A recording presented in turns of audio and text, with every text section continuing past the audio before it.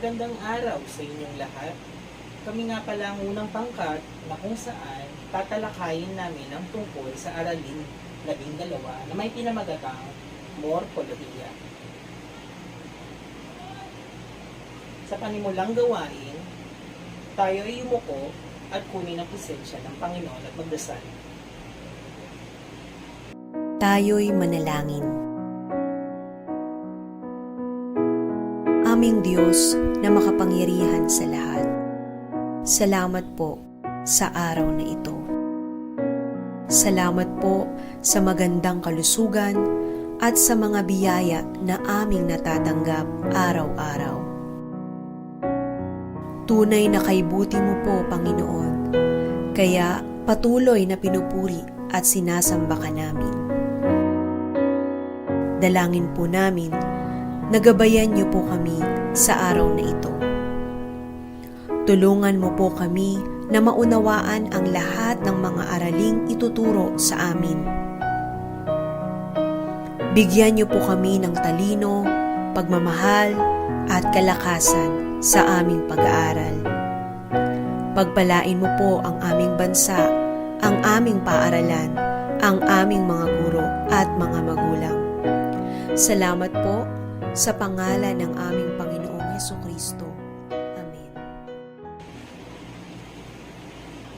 Ngayon, sa tayo magdasal, dumako na tayo sa mga layunin. Ano nga ba ang ating layunin? Sa loob ng 60 minutong aralin, tungkol sa aralin 12, ang mga mag-aaral ay inaasahang una, sa pagtatapos ng aralin na ito, kaya kong sabihin ang kahulugan at ang gamit ng morpolohiya at morpema. Ikalawa, sa pagtatapos ng aralin na ito, kaya kong isa-isahin ang mga uri at mga anyo ng morpema. Ikatlo, sa pagtatapos ng aralin na ito, kaya kong gamitin ang mga uri at anyo ng morpema. Dumako naman tayo sa ikalawang bahagi o ang pagkanya. Panuto. Habang tumatakbo ang oras na may 10 segundo, ayusin ang mga letra at tukuyin ang mga tamang salita. Ito ang una.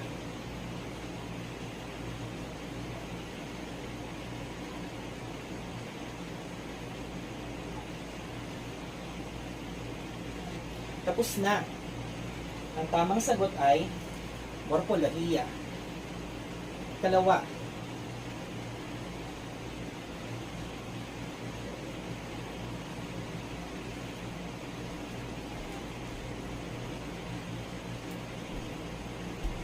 Ang tamang sagot ay lexikal. Katlo.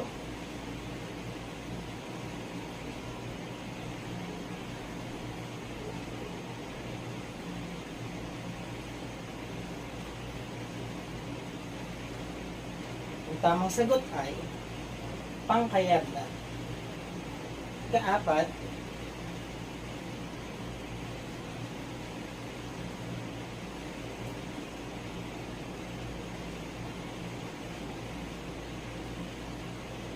ang tamang sagot ay salitang ugat.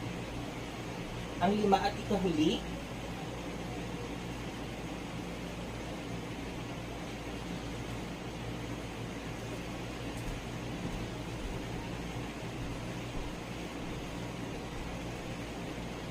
ang tamang sagot ay wala. Yun, itapos na tayo sa ikalawang bahagi. Lumako na tayo sa ikatlong bahagi kung saan ang pagtatalakay. Sana ay naisa-isip ninyo mga salitang binuo kanina dahil ito ay tatalakayin natin sa ikatlong bahagi. Morpolohiya. Ano nga ba ito? Ang morpolohiya o palabuan na mula sa salitang Griego na morph, nangangahulugan na forma at hugis. At ang lohiya o diskurso, teorya o siyensya. Pag-aaral o pagsusuri sa kahalagahan ng morpema sa isang wika at pagsasama-sama nito upang makabuo ng isang salita. So kung mapapansin ninyo, nabanggit ang salitang morpema. So ang morpolohiya ay ang pag-aaral ng mga morpema na kung saan pinagsasama-sama ito upang makabuo ng isang salita.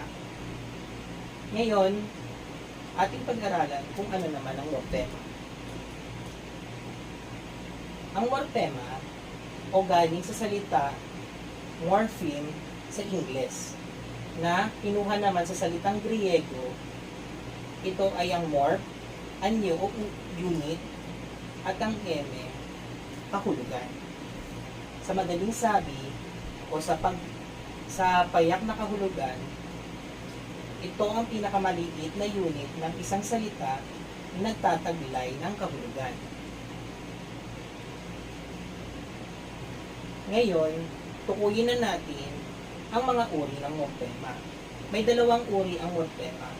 Ito ay ang mga morpemang may kahulugang leksikal at mga morpemang may kahulugang pangkayarian. Ito naman ay tatalakayin ng aming ibang miyembro.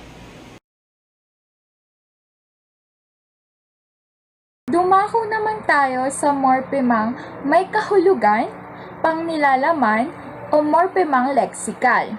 Ito ay may tiyak na kahulugan at binubuo ng nominal na pangalan, pandiwa, at mga panuring na pang-abay at pang-uri.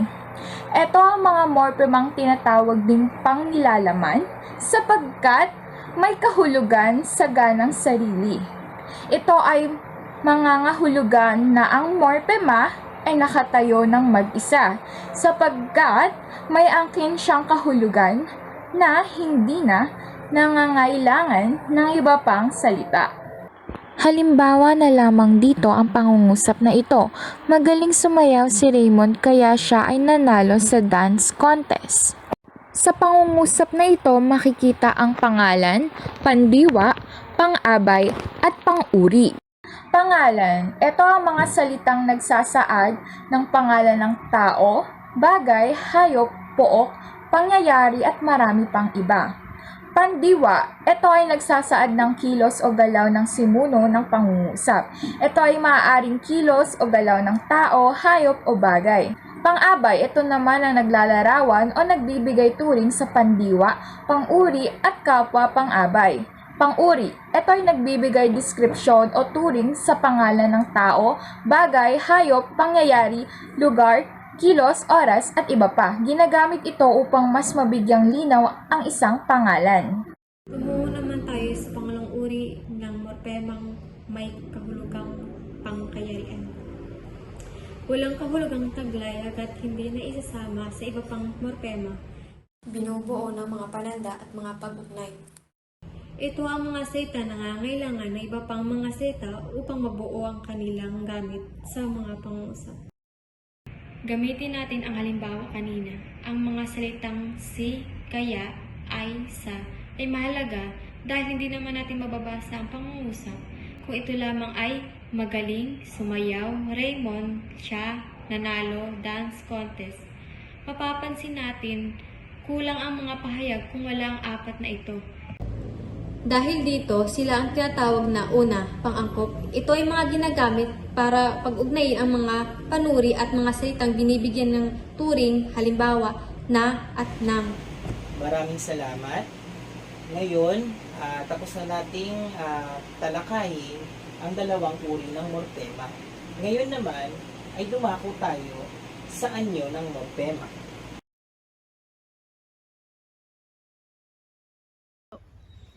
Ang susunod nating tatalakayin ay patungkol sa morpemang ponema. Ano nga ba ang morpemang ponema? Ito ay tumutukoy sa pangalan o kasarian ng tao. Dito malalaman kung ang salita ay babae o lalaki ang tinutukoy. Halimbawa na lang nito ay ang ay tumutukoy sa kasarian ng babae at ang o ay tumutukoy sa kasarian ng lalaki.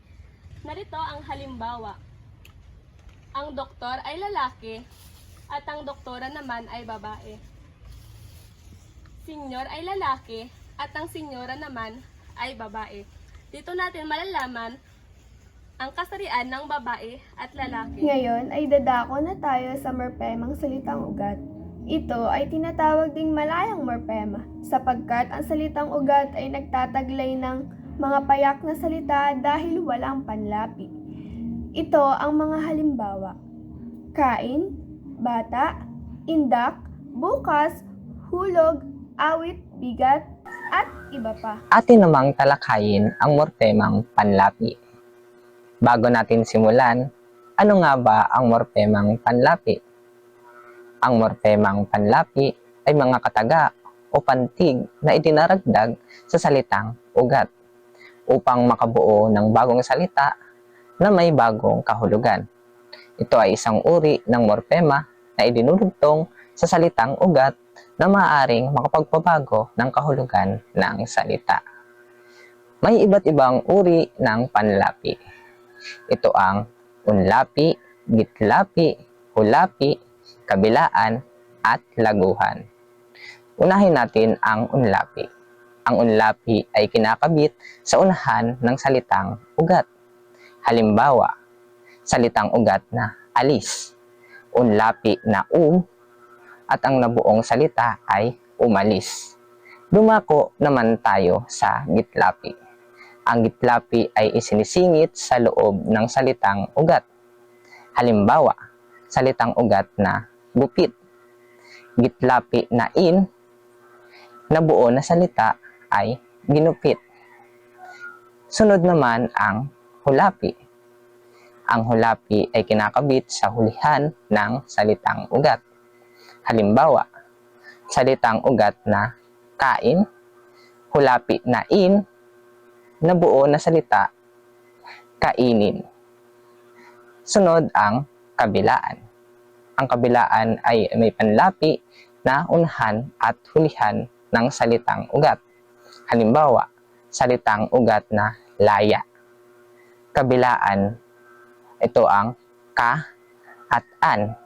At ang nabuong salita ay kalayaan. Sunod ang laguhan. Ang laguhan ay mayroong unlapi, gitlapi, at hulapi. Halimbawa, salitang ugat na sikap, at ang laguhan na pag, at an. At ang mabuong salita nito ay pagsumikapan. Maraming salamat sa pagbabahagi. Ngayon, tapos na nating tukuyin ang mga anyo ng morpema. Ngayon ay dadako na tayo sa huling bahagi ng aming programa. Sa ika-apat na bahagi o ang pagtataya, ito naman ay pangungunahan ng aming isa sa mga miyembro.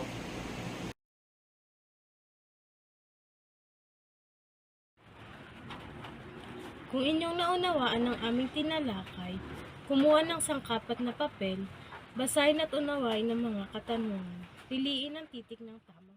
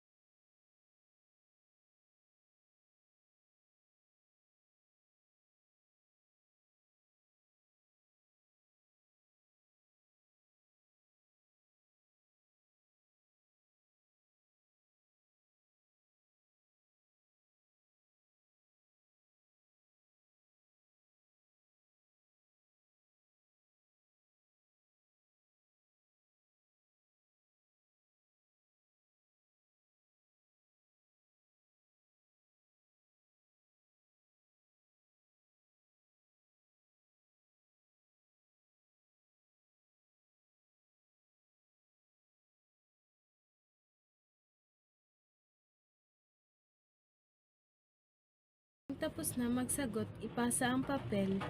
Yun lamang po at maraming Ayan.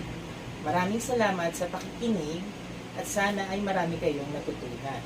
Ngayon naman, ang mga sagot ninyo ay kukolektahin na lang ng aming grupo upang maiwasto. Ngayon, kami ulit ang unang pangkat at nagpapasalamat.